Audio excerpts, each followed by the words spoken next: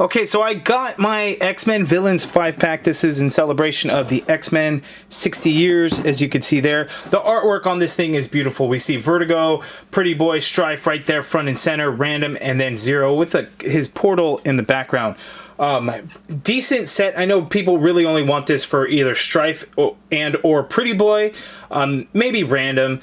But the other ones probably not as much. But anyway, we'll kind of get into it. So the side of the box, you actually see the digital render close-ups of the portraits there. The side, we actually get the artwork from it's actually from the cover.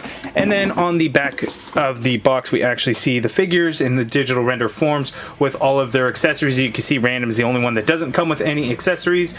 So pretty decent box set. I'm actually going to review each of these figures one by one. But first, let's go ahead and take a look at all of the figures out of the box, and then we'll do 5 separate shorter videos for each figure. Okay, and here are the 5 villains out of the package. And these are pretty good. STRYFE is definitely going to be the highlight of the pack, the one that people want the most. Pretty Boy, I think, is a really close second because it's just crazy what the Hasbro team has done with this. This isn't what we typically get with Marvel Legends figures, right? It's always Bucky Cap or Spider-Man 2099, all these reused body parts. But this thing is completely, well, it's not completely new, actually, because Silvermane had the same arms. But those arms were new for Silvermane, which were probably first designed for Pretty Boy and then reused for anyway.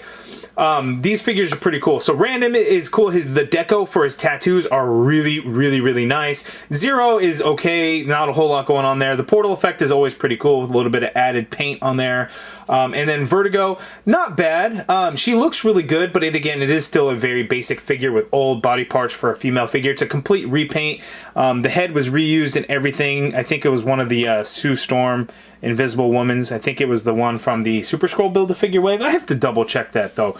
But a pretty cool 5-pack. But again, we're going to take a look at each figure individually to do 5 shorter videos instead of one really long video.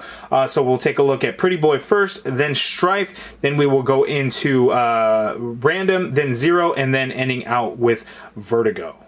Okay, and here is the Pretty Boy figure out of the package, and he is pretty good. He actually comes with the most amount of accessories, so he has 2 different guns, he has 2 smoke effects, and he has these 2 little mini blast effects, and 2 sets of hands. So out of the package, he comes with the fists already on the figure.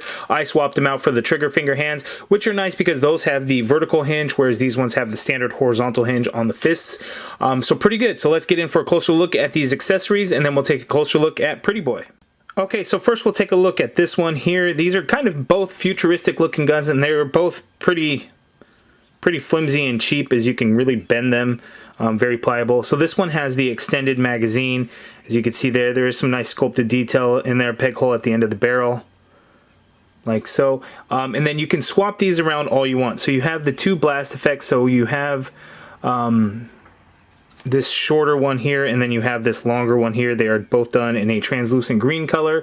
And then you have the different smoke effects. So you have this longer smoke effect, which ports in nice and easy there. And then you have the other one, which is kind of a thicker smoke, but it is kind of shorter there. So you have these 2 smoke effects, and these ones, we've seen these quite a bit. They first kind of came with a Black Widow figure, so it's kind of nice. So then now looking at the other one, right, so we have a standard magazine, I guess it would be, I'm not really sure. The guns are similar, but they are not the same, but nice sculpted detail in both of them. If you want to see side by side, again, they're not quite the same. Alright, little differences between the 2. And then you could swap around these effect pieces all you want, and then of course fists and everything. Now let's get into Pretty Boy. Okay, so here's an up close look at Pretty Boy, and I don't know, he's not all that pretty, right? The figure is really crazy looking. The head sculpt is pretty good. When this first got announced, people kept saying like, oh, that's a good Superman head sculpt. I mean, I guess you got the curl, got the kind of longer hair in the back. But the digital face print looks pretty good. All these figures, actually, they came out looking really nice. And Pretty Boy is no exception. But this figure is insane because look at that. Look at the body. Look at the sculpted detail of all the robotic stuff. It is just insane. I mean, look at all of that. Crazy, all the detail that came out in this figure. And all the articulation and everything. Like, this is just nuts. kind of reminds me of like IG-88, but I think this one has like better points of articulation and things like that. But just crazy. Now, in terms of paint, there isn't a whole lot there. You get some of these cables that are a little black in color, and then we get a red and green wire there. But not a whole lot. So it's pretty crazy. But I think it came out great. So let's go ahead and take a look at the articulation.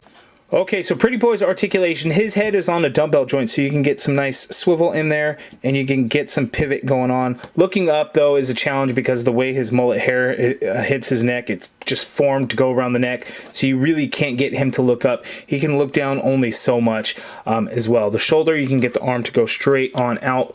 Full rotation in there, of course. You have the upper bicep swivel. I guess you would call it a bicep. You get a double jointed pinless arm, so you get that much bend there. At the arm, the wrists swivel, and again, the trigger finger hands have the vertical hinge, whereas the fists have the standard horizontal hinge. So here, you get a diaphragm cut, so you can actually twist at that diaphragm. You can pivot a little bit, as you can see him pivot to his left, pivoting to his right. He can pivot that much as well. Going back on that diaphragm goes only so far. Coming forward only goes so far as well.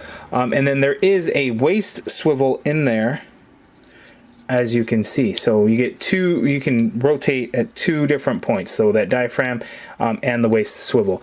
Legs can go out that far apart, do a full-on split, of course. He can kick forward that high, which is really good with his skinny-ass legs. And it goes back a whole lot, which we don't normally get on legs or anything like that. So pretty crazy there. There is an upper thigh cut right at that hip ball there. So you could swivel around all you want. We get a double jointed knee, which gives us that much bend there at the knee. It is pinless, so that is nice. There is no calf swivel or boot swivel or anything like that. Foot hinges all the way down, and you're going to get a lot of hinge going up as well. And then ankle pivot, peg holes at the bottom of the feet. So yeah, that's pretty good. It's pretty good range of motion for this guy.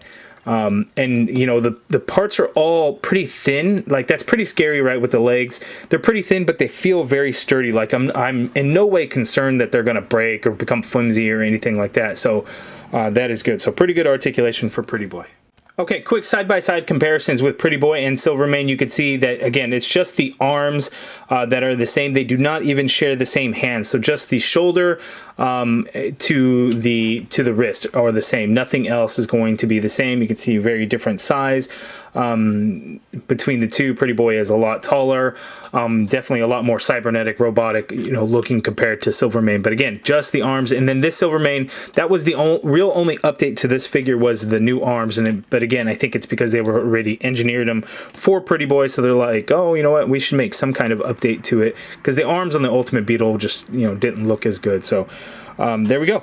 You can see, again, just the arms are the same. Okay, so here we have our Reavers together, the Build-A-Figure, Bone Breaker, Donald Pierce, Reese, Skull Buster, and Lady Deathstrike with Pretty Boy. So the Reavers are kind of rounding out quite nicely. It's nice to get additional members of the team. I know Dwysall is a big fan and wants to get as many Reavers as possible. You guys let me know down in the comments below what you think of this Pretty Boy figure. I think it's pretty awesome. It's nice to see something very different come out of Marvel Legends. And I think it's awesome. I think it's going to suck, though, that people, you know, don't want to buy this 5-pack to get STRYFE and Pretty Boy. You know, they have to get the Vertigo, Zero, and Random also. But it, you know, it's a pretty cool little set. It is a pricey set, but you guys let me know what you think of the Pretty Boy. Let me know if you're going to go ahead and get the set just to get Pretty Boy and or STRYFE or whoever, or just want all of them. Let me know in the comments below, and then let me know which other Reavers you would like to see released in the Marvel Legends line. If you guys like this video, please do me a favor and hit that thumbs up button. Subscribe if you haven't already done so. Hit that join button to become a channel member and join the MCU collective. And as always, thank you guys for watching.